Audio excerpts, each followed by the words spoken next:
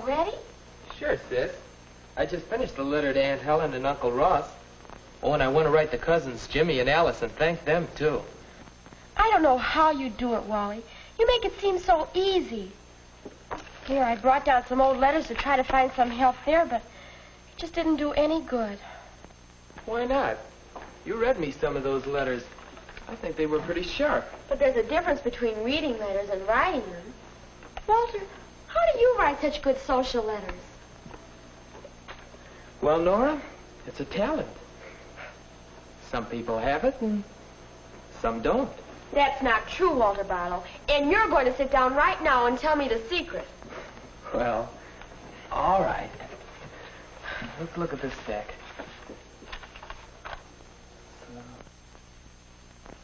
What are you doing? There. You see, Nora, different letters have different purposes. They do all kinds of things. There are letters of invitations, and some of them are formal ones. Now, let's see. You don't seem to have one here, but I got one in the mail just today.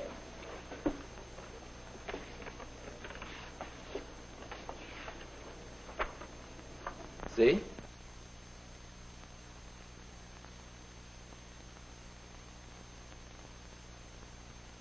You'll notice it's written in the third person. And down here they note formal. Well, I'll write a formal answer that starts out like this. Mr. Walter Barlow accepts with pleasure. And so on, you know. And of course I'll dress formally for the occasion when I go. You know, it's only when the party's formal that the invitation is written in the third person. Now, take an informal invitation like this one.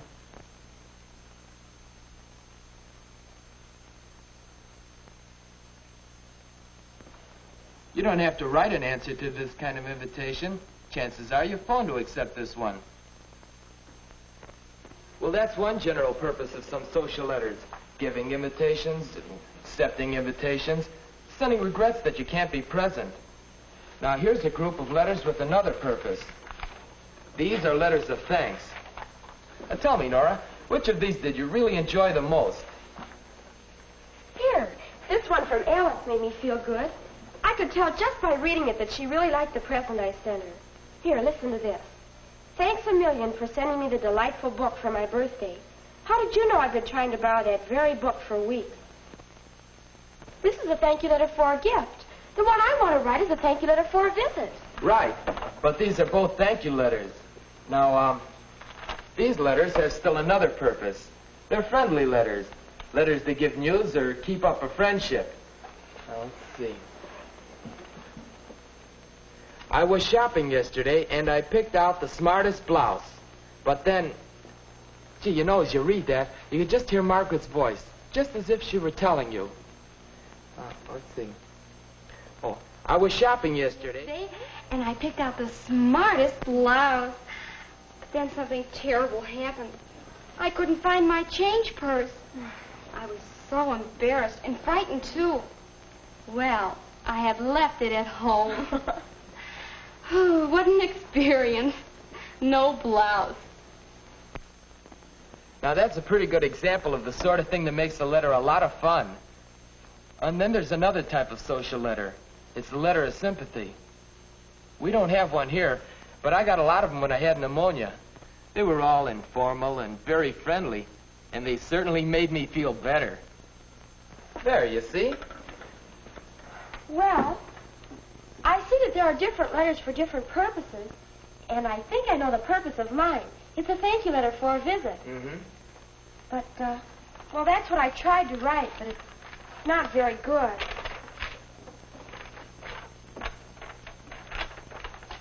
On notebook paper. And torn out. Written in pencil. Hey, you'll want it neater than that. And you'd better check that spelling, too. Read it, please. Okay. Dear Uncle Ross and Aunt Helen, I hope you are all well. I want to thank you for having Walter and me for the gorgeous visit. We had a good time. Can you imagine what they think if they read such a letter?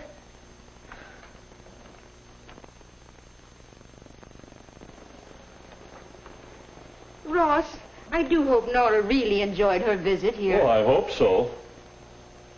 Pretty hard to tell from her letter.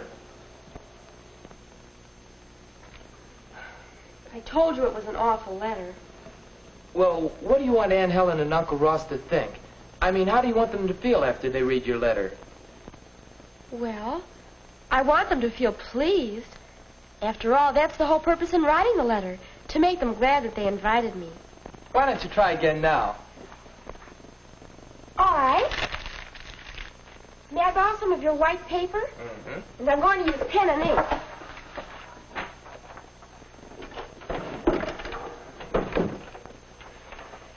Now try to imagine what you want your letter to look like. Look at the page. See what should go on it. First, you'll want your address and the date, of course. Then the salutation. And the main part of the letter.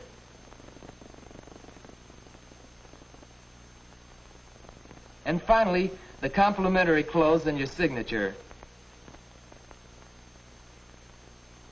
You'll want even margins. And you'll want the page well aligned. Now, you got the idea? Yes, I think so. First, my address and the date.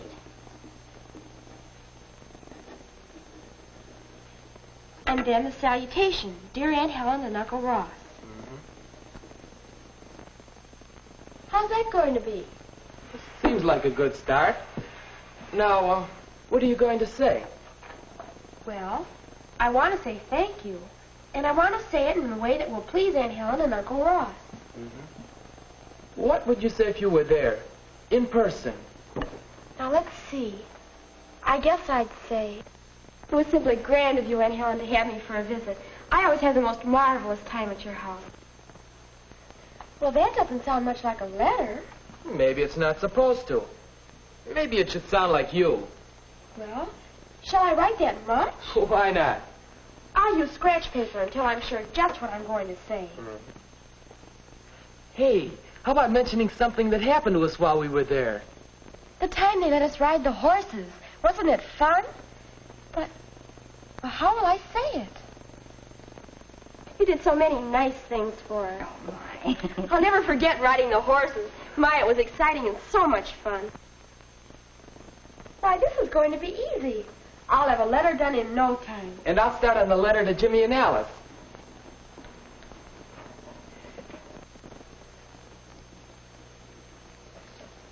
There. I think that's a good thank you note. Do you want to hear it? All right. Just a minute.